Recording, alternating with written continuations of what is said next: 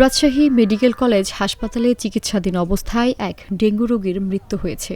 অন্যদিকে চাঁপাইনবাবগঞ্জে প্রতিদিনই বাড়ছে নতুন আক্রান্ত রোগীর সংখ্যা।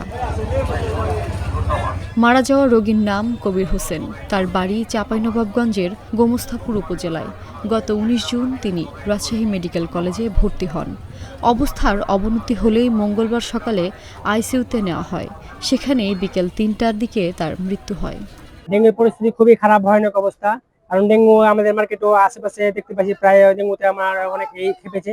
যেমন পৌরসভা থেকে কোনো উদ্যোগ নিচ্ছে না, এসব উদ্যোগ নিচ্ছে না যে পৌরসভা থেকে কোনো যে করবে, এই ডেঙ্গুর প্রতিরোধ করবে, তা দেখতে পাচ্ছি না।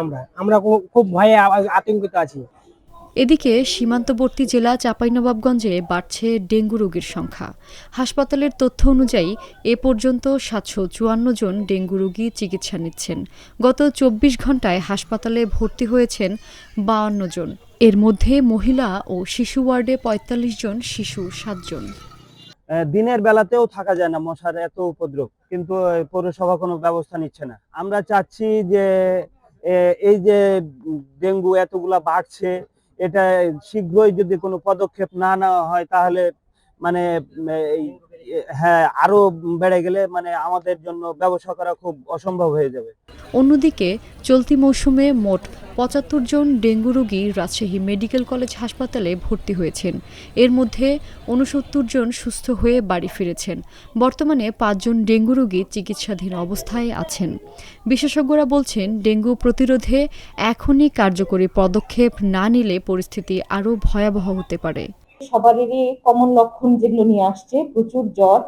আর জ্বর থাকলেও তারা আগে লোকাল ফার্মেসি থেকে বিভিন্ন ওষুধপত্র খেয়ে আসছে, কিন্তু তারপরেও তাদের জ্বর কমে না।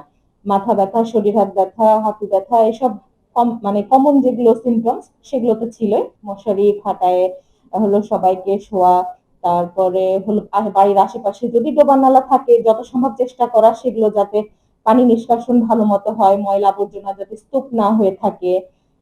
বাসা বাড়িতে যদি গাছ থাকে সেই হলো টবগুলোতে যাতে পানি না জমে থাকে, সেগুলোর দিকে একটু বেশি কড়া নজরদারিতে রাখা আর কি।